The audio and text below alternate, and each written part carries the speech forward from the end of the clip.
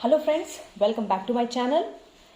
अभी तक हम सेल के बारे में जो हमने पढ़ा जिसमें आते हैं सेल डिवीजन, कि सेल जो होता है कैसे डिवाइड करता है, what are the phases of cell cycle. अब हमारा जो आज का नेक्स्ट टॉपिक है that is mitosis. M phase जो हमने सेल डिवीजन में सेल साइकिल के समय पढ़ा था that is M phase. M phase का मतलब होता है माइटोसिस। तो आज का हमारा जो टॉपिक है दैट इज माइटोसिस। टॉपिक शुरू करने से पहले एक छोटा सा इंट्रो दे देते हैं माइटोसिस के बारे में। माइटोसिस क्या होता है कि हमारा एक सेल है, उसके अंदर जितने भी क्रोमोसोम्स हैं, जितने भी न्यूक्लियर मटेरियल्स हैं, जितने भी साइटोप्लाज्म हैं, वो सारे के सारे डिवाइड होके एक हमारे सेल से दो सेल्स बन जाते हैं, दैट इज माइटोसिस। माइटोसिस की खासियत ये है कि इसके अंदर अगर मदर सेल है, जो मदर सेल के अंदर नंबर ऑफ क्रोमोसोम्स जितने होते हैं, सेम नंबर ऑफ क्रोमोसोम्स हमारे डॉटर सेल्स में भी आते हैं। ईच डॉटर सेल्स में हमारे 4 क्रोमोसोम्स प्रेजेंट होंगे जैसे मदर सेल में है, यानी कि एक तरीके से मदर सेल जो है अपने आप को डुप्लीकेट कर देता है 2 सेल्स में। एम फेज को हम इक्वेशनल डिवीजन या इक्वेशनल फेज भी कहते हैं। यानी जैसा मदर सेल है वैसा ही हमारा डॉटर सेल बन रहा है, लेकिन बस एक सेल से हमारे 2 सेल्स बन रहे हैं। फ्रेंड्स, माइटोसिस शुरू करने से पहले कुछ टर्म्स ऐसे हैं जिसको हम अगर जान लें तो ज्यादा बेटर रहेगा। पहला टर्म हमारा है साइटोकाइनेसिस। साइटोकाइनेसिस। और दूसरा हमारा वर्ड है कैरियोकाइनेसिस। तो ये दो वर्ड ऐसे हैं जो कि माइटोसिस में नॉर्मली यूज होंगे, that is cytokinesis and karyokinesis. अगर इन दोनों वर्ड्स को हम डिवाइड करते हैं साइटो से और कैरियो से, तो साइटो एंड काइनेसिस, ये दो वर्ड से मिलकर बना है word cytokinesis. Cairo and kinesis means Cairo and kinesis से दो वर्ड से मिलकर बना हुआ है कैरियोकाइनेसिस। काइनेसिस वर्ड जो यूज हो रहा है इट मींस डिवीजन। काइनेसिस का मतलब होता है डिवीजन, इसमें भी काइनेसिस का मतलब होगा डिवीजन। साइटो का मतलब होता है साइटोप्लाज्म और कैरियो का मतलब होता है सेल। यानी कि जब माइटोसिस के दौरान अगर साइटोप्लाज्म का डिवीजन होगा तो ये साइटोकाइनेसिस कहलाएगा, और सेल का अगर डिवीजन होगा तो ये सेल डिवीजन को क्या कहेंगे, कैरियोकाइनेसिस। जब हमारा सेल होता है, जो हमारे सारे प्रोसीजर्स माइटोसिस के कंप्लीट हो जाते हैं, देन हमारा जो सेल होता है ये अंदर की तरफ माइग्रेट करता है। ये सेल अंदर की तरफ माइग्रेट करता है। माइग्रेट करने की वजह से इसके अंदर के जो साइटोप्लाज्म होते हैं धीरे धीरे यहाँ पे एक बैरियर बन जाता है, जिसकी वजह से हमारे दोनों तरफ के साइटोप्लाज्म डिवाइड हो जाते हैं। This process is known as cytokinesis. कि हमारे साइटोप्लाज्म जो थे पहले वो पूरा एक सेल में साइटोप्लाज्म था, then they divided into 2 parts. तो साइटोप्लाज्म का जब डिवीजन हो जाता है that is known as cytokinesis. यही सेल जब सेल वॉल और धीरे धीरे माइग्रेट करता है and the migration becomes distinct, जब डिस्टिंक्ट माइग्रेशन हो जाता है तो ये पूरा सेल हमारे 2 सेल अलग अलग सेल्स में डिवाइड हो जाता है, साथ में साइटोप्लाज्म भी डिवाइड हो जाता है। तो जब ये सेल हमारा 2 सेल्स में पूरी तरह से डिवीजन हो जाता है तो इस प्रोसेस को हम कहते हैं कैरियोकाइनेसिस। कैरियो मींस अब हमारा सेल डिवाइड कर चुका है कंप्लीटली। अभी तक सिर्फ साइटोप्लाज्म डिवाइड किया था और एक सेल से 2 सेल बन गए, that is known as karyokinesis, cell division. हाँ तो फ्रेंड्स, माइटोसिस को हम एम फेज के नाम से भी जानते हैं, और इसके अलावा हम इसे इक्वेशनल फेज के नाम से भी जानते हैं। माइटोसिस में क्या होता है, माइटोसिस इनिशियली इससे पहले वाले जो टॉपिक्स में मैंने आपको सेल साइकिल के बारे में पढ़ाया था। सेल साइकिल बेसिकली 4 पार्ट्स में डिवाइडेड होती है। पहला पार्ट होता है G1 फेज, सेकेंड पार्ट होता है S phase, third is G2 phase and the division part phase is M phase, that is mitosis phase. इसीलिए इसको हम M फेज भी कहते हैं। G1, S और G2 फेज है बेसिकली सेल अपने आप को प्रिपेयर करता है। साइटोप्लाज्म मल्टीप्लाई होते हैं, डीएनए मल्टीप्लाई होता है, इस इन तीनों फेजेस में सेल अपने आप को तैयार करता है कि वो एम फेज में जा सके और डिवाइड कर सके। तो G1 S G2 फेज में सेल अपने आप को तैयार करता है डिवीजन के लिए, एम फेज में सेल डिवीजन होता है, जिसे हम क्या कहते हैं, कैरियोकाइनेसिस। सेल डिवीजन को हम क्या कहते हैं, कैरियोकाइनेसिस। तो बेसिकली एम फेजेस को क्या है, कई पार्ट्स में डिवाइड किया गया है, prophase, metaphase, anaphase, telophase and the last one is cytokinesis. तो फटाफट पढ़ते हैं सब फेजेस में क्या क्या होता है। सब फेजेस बहुत ही इजी हैं और इनको थोड़ा थोड़ा बस पॉइंट्स में आपको याद करने हैं। फर्स्ट इज प्रोफेज, जहाँ हमारा एक सेल होता है, सेल में हमारे जो क्रोमोसोम्स होते हैं वो हैफाजर्डली पूरे न्यूक्लियर मटेरियल में फैले होते हैं।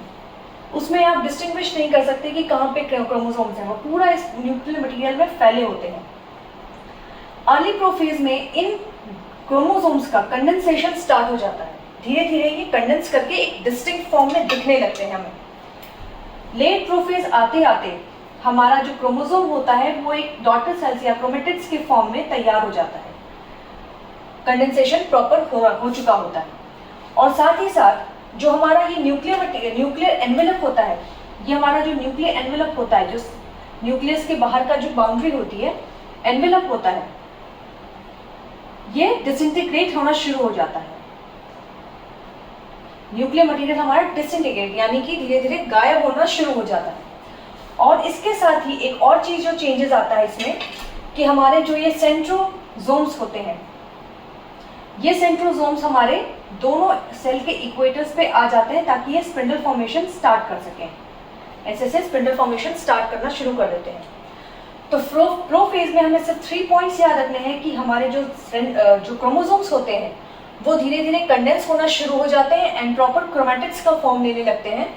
साथ ही साथ हमारे जो सेंट्रोसोम्स होते हैं वो दोनों इक्वेटर्स, दोनों पोल्स पे पहुंच जाते हैं। हमारे न्यूक्लियर जो सेल होता है उसके दोनों पोल्स पे पहुंच जाते हैं स्पिंडल फॉर्मेशन करने के लिए, जिन्हें हम कहते हैं, आगे जाके बताएंगे, इन्हें हम लोग कहते हैं एस्टर्स, जो स्पिंडल फॉर्मेशन होता है। कंडेंसेशन के बाद जो हमारे क्रोमोसोम्स होते हैं ये दोनों हमारे क्रोमैटिड्स हैं। क्रोमैटिड्स आपस में जुड़ के क्रोमोसोम्स बनाते हैं और जुड़ते कहाँ से हैं, दोनों क्रोमैटिड्स जो होते हैं आपस में सेंट्रोमियर से जुड़ते हैं, सेंट्रोमियर से जुड़ते हैं और उसमें डिस्क शेप फॉर्म में एक अटैचमेंट होता है जिसे काइनेटोकोर्स कहते हैं। काइनेटोकोर्स बेसिकली हमारे स्पिंडल से अटैच होने में हेल्प करते हैं।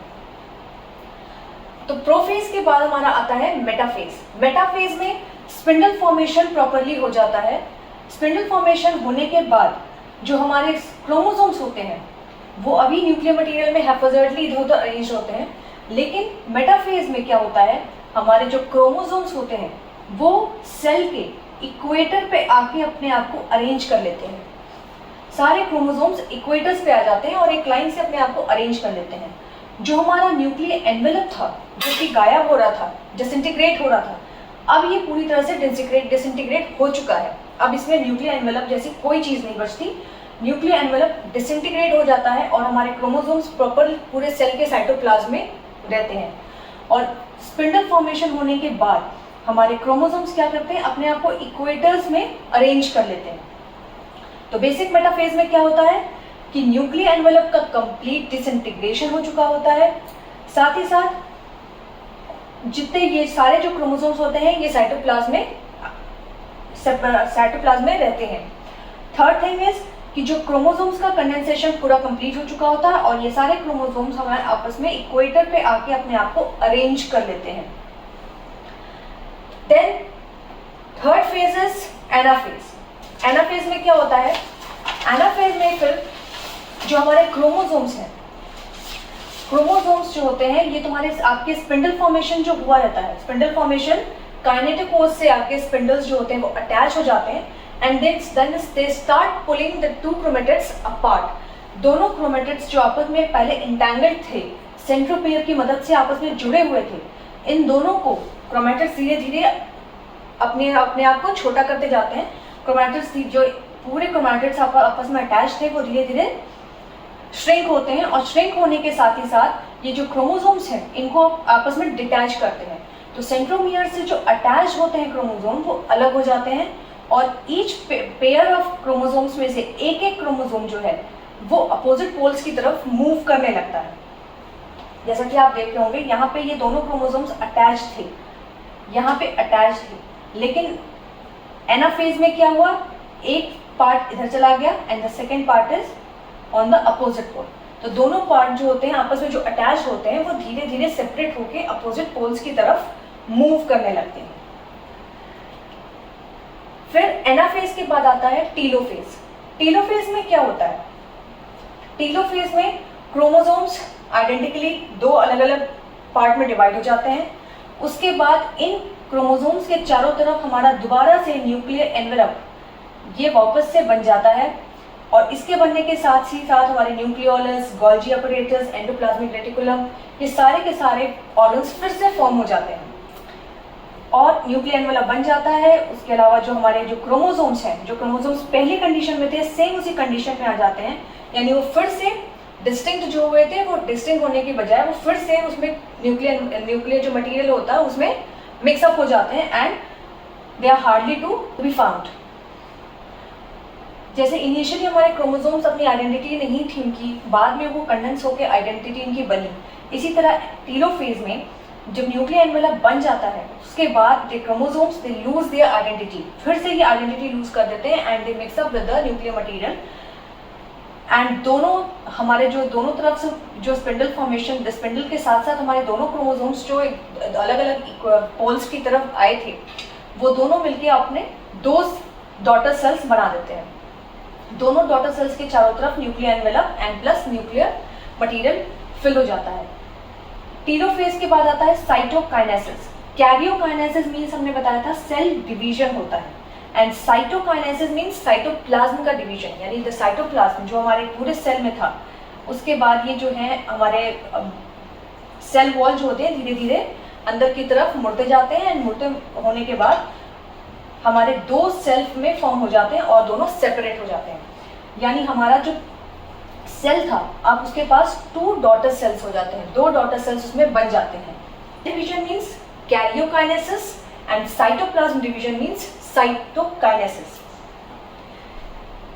तो इस पूरे चारों फेजेस में हमें सिर्फ छोटी छोटी चीजें ही याद रखनी है कि पहले न्यूक्लियर मटेरियल हमारे डिस्टिंग्विश नहीं थे, बाद में वो डिस्टिंक्ट होते हैं, कंडेंस होते हैं, देन कंडेंस होने के बाद स्पिंडल फॉर्मेशन आके उनके काइनेटिक कोर से अटैच हो जाता है। अटैच होने के बाद उनको पुल करके दोनों अपोजिट पोल्स में ले जाता है एंड देन फाइनली जो दोनों पोल्स पे जाने के बाद उन क्रोमोसोम्स के चारों तरफ न्यूक्लियर मटेरियल, न्यूक्लियर एनवेलप सब कुछ बन जाता है एंड देन फाइनली जो आउटर स्ट्रक्चर होता है सेल वॉल का वो भी डिवाइड करके दो सेल फॉर्म कर लेता है। इस तरह से हमारे एक मदर सेल से हमारे दो डॉटर सेल्स बनते हैं, लेकिन दोनों में खासियत ये होती है माइटोसिस की कि दोनों में ही जो न्यूक्लियर मटेरियल था यानी जो क्रोमोसोम्स थे, the number of the chromosomes in daughter cells as well as in the mother cells it is same। न जैसे कि इसमें अगर 4 अगर क्रोमोसोम्स थे तो इसमें भी 4 ही होंगे। इसमें जितने क्रोमोसोम्स हमारे मदर सेल में थे उतने ही क्रोमोसोम हमारे डॉटर सेल्स में भी होंगे। तो माइटोसिस का यही एक वो है, डिफ्रेंशिएट करता है मियोसिस से कि माइटोसिस में मदर सेल्स के क्रोमोसोम्स एंड डॉटर सेल्स के क्रोमोसोम्स जो होते हैं वो सेम रहते हैं। तो फ्रेंड्स ये था हमारा एम फेज यानी कि माइटोसिस फेज। अगर इस टॉपिक में आपको कोई भी कंफ्यूजन है या समझ में नहीं आता है तो आप हमें ज़रूर कमेंट बॉक्स में बताएं, और अगर अच्छे से समझ में आ गया है तो मेरे चैनल को लाइक और सब्सक्राइब करना ना भूलें। Thank you.